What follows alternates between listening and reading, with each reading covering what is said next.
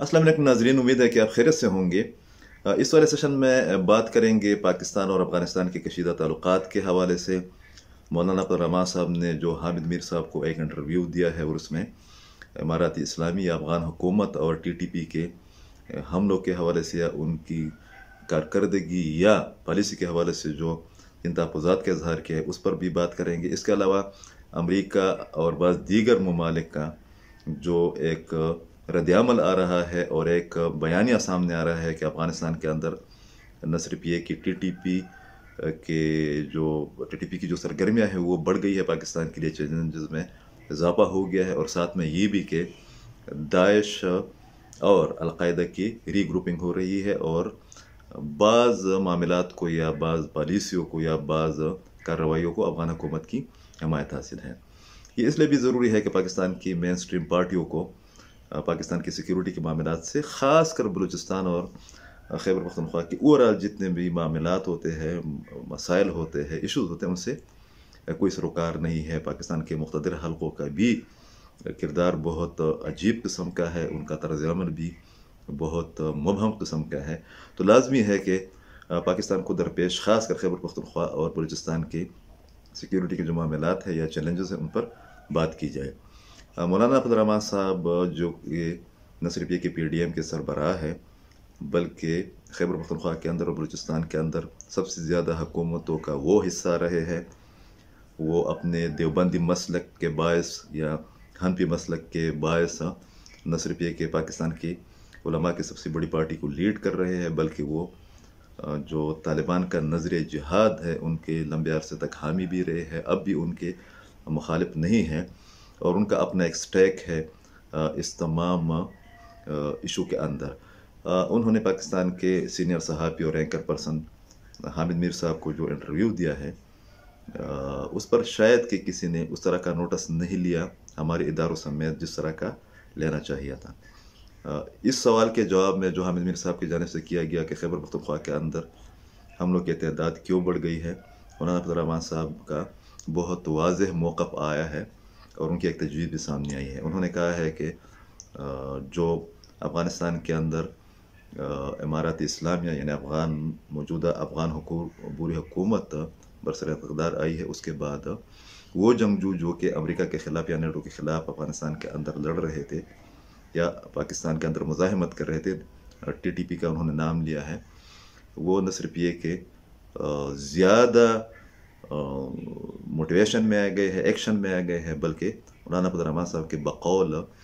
कि जंग ख़त्म हुई है मगर जंगजू ख़त्म नहीं हुए हैं। ये बहुत गहरी बात है। ये अलग बात है कि हमारे मुताल्लिक़ा इदारों ने उनके इस प्रो पीस नैरेटिव को या बयान को सीरियस नहीं लिया। शायद कि उनको टिकटाकर टाइप लोगों की ज़रूरत है, उनको प्रोपेगेंडियों की ज़रूरत है, शायद कि उनको जो लोग मनफी प्रोपेगेंडा करते हैं उनकी ज़रूरत है। संजीदा सियासी क़यादत की किसी बात उनको ज़रूरत नहीं है। मौलाना अब्दुल रहमान साहब के बकौल उनके बाजोड़ पर उनके पार्टी पर जो हमला हुआ, ख़ुदकश हमला हुआ, उसमें 73 लोग शहीद हो गए, मगर उन्होंने कहा कि हमलों की तादाद न सिर्फ ये कि बहुत ज़्यादा बढ़ गई है बल्कि बकौल उनके टांग से लेकर पेशावर वैली तक, स्वात तक, जो नाम उन्होंने लिया है, हंगू, शुमाली वज़ीरिस्तान, जनूबी वज़ीरिस्तान, औरकज़ई, कुरम और बाजोड़ और फिर चतराल का उन्होंने नाम लिया है कि ये तमाम इलाके बदअमनी के लपेट में हैं। एक और सवाल के जवाब में उन्होंने कहा कि लाजमी है कि दोनों ममालिक इस इशू को, क्रॉस बॉर्डर टेररिज्म की इशू को हल करने के लिए एक मुश्तरका एक जॉइंट कमीशन बनाए जो कि निगरानी भी करे और साथ में एक प्रोसेस को, जो मुज़ाकराती प्रोसेस हो या कोऑर्डिनेशन का प्रोसेस हो, उसको अपडेट भी करे और उसको आगे लेकर भी जाए। उन्होंने कहा कि हम इस सूरत हाल को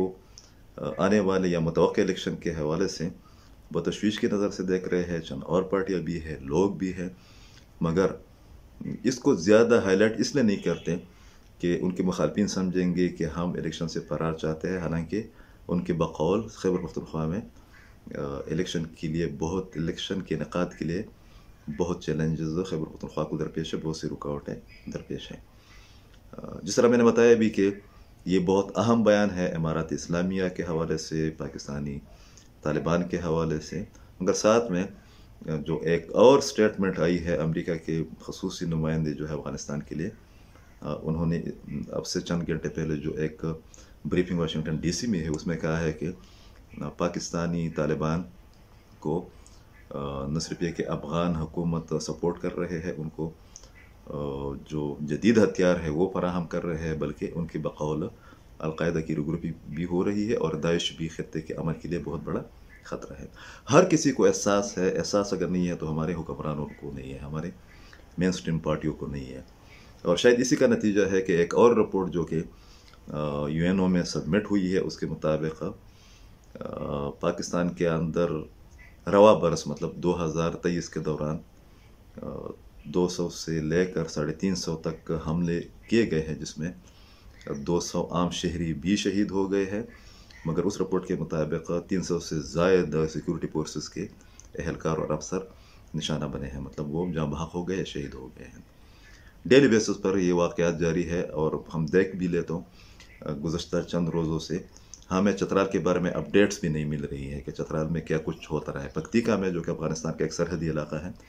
وہاں پر تحریک طالبان پاکستان کے بہت اہم کمانڈر بادشاہ خان مسعود ایک بہت پراسرار انداز میں ایک بم دھماکے میں جاں بحق ہو گئے ہیں، ہلاک ہو گئے ہیں، جس کو ایک بڑا نقصان قرار دیا جائے، مگر چترال کے بارے میں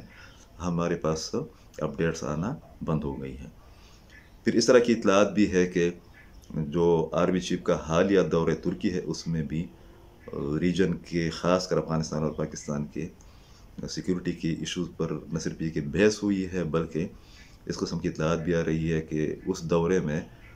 جو ٹرکش اعلیٰ ملٹری حکام ہیں ان کے ساتھ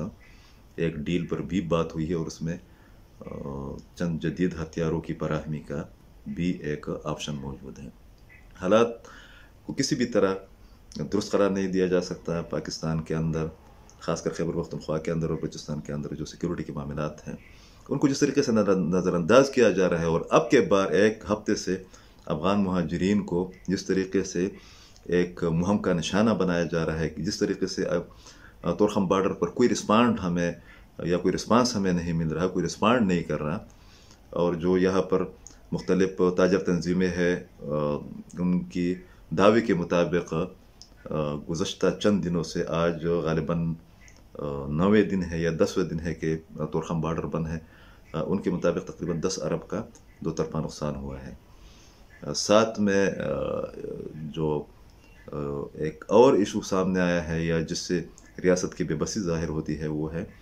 بلوچستان کے ایک علاقے سے چند فٹ بالرز یا جو چند کھلاڑیوں کا اغوا یا ان کو اٹھانے کا معاملہ کہا جا رہا ہے وزیر داخلہ کے لیول پر کہ یہ دہشت گرد کارروائی ہے، مگر اس کی بھی 3-4 دن ہو گئے ہیں کہ ابھی تک ان کی ریکوری کو ممکن نہیں بنایا جا سکا۔ اب اس قسم کے واقعات اگر مزید بڑھیں گے اور ریاست کا یہی رسپانس ہوگا تو سوال پیدا ہوتا ہے کہ پاکستان کے اندر لوگ سرمایہ کاری کس طرح کریں گے، لوگ کس طریقے سے یہاں پر وقت گزاریں گے، کس طرح سے الیکشن کیمپین چلائیں گے، کس طرح سے یہاں پر حکومتیں کریں گے۔ اب جاتے جاتے ایک بات پھر خیبر پختونخوا کی حکومت کی ترجیحات کا اندازہ لگائے کہ ایک بار پھر ایک اور تجربہ کیا گیا ہے، جو نئے وزیر یا معاونین شامل کیے گئے تھے ان کے عہدوں میں یا ان کی وزارتوں میں، محکموں میں ایک بار پھر تبدیلی کی گئی ہے۔ یہ ہے ہماری سنجیدگی، یہ ہے ہمارے قومی احساس کا ایک زبردست قسم کا تجربہ جو کہ گزشتہ 1 سال سے خیبر پختونخوا کے اندر ہو رہا ہے، اور خیبر پختونخوا کے آئی جی کے بارے میں کہا جا رہا ہے کہ گزشتہ 1 ہفتے سے صرف اس مصروفیت میں لگے ہوئے ہیں، رابطوں میں، کہ وہ سفارش کروائے کہ وہ اپنے عہدے پر برقرار رہے۔ آپ اس سے اندازہ لگائے کہ اگر ایک صوبے کے انتظامی معاملات اس طرح کے ہو تو وہاں پر جو کچھ ہو رہا ہو یا جو کچھ ہو رہا ہے یا کچھ ہونے جا رہا ہے، اس پر کسی کو حیرت کی ضرورت پھر نہیں رہیں گی۔ بہت شکریہ۔